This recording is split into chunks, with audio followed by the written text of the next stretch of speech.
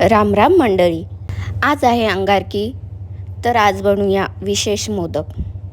उकडीचे मोदक बऱ्याच दिवसाने बनवायला घेतलेले आहेत. उकड चांगली झाली तर मोदकही चांगले होतात. त्यासाठी 1 वाटी तांदळाचं पीठ आणि त्याच्याचप्रमाणे 2 वाटी पाणी ह्यात उकडून घेतले. मळून झालं आणि इथे सारण तयार करून घेतलं.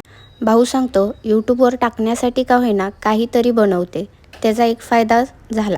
पण असं काही नाही, उकडीचे मोदक तर सर्वांनाच आवडतात आणि प्लस गणपती बाप्पाची आवडती डिश आहे. दिवसभर उपवास असल्यामुळे काही एनर्जी तर अंगात नव्हतीच, काही खाल्लंच नव्हतं. मम्मी गावाला गेल्यामुळे उपवासाचं काही बनवलंच नाही. त्यामुळे सांगतात आई असते की सगळं काही नखरे उचलते आई. भूक एवढी लागलेली की पोटातले उंदरं पण माझे लास्ट स्टेजला येऊन पडलेले. कशी तरी मी करत होती, मस्तपैकी भाकरी झाल्या, भाजी केलेली मटकीची आणि इथे माझे झाले रेडी मोदक. माझे मोदक मोजूनच 23 झालेले. त्यातले मी माझे 21 देवासाठी काढून ठेवले, कारण आमच्या घरातही उंदीर मामा आहे, जो येता जाता किचनमध्ये येतो, एक तोंडात टाकतो. पण आज त्याला मोजून 2च खायला मिळाले. मी इथे पूजेसाठी रेडी झालेली आहे. मम्मी नसल्यामुळे पूजेचं ताट मला जमेल तसं मी केलं आणि पूजाही केली.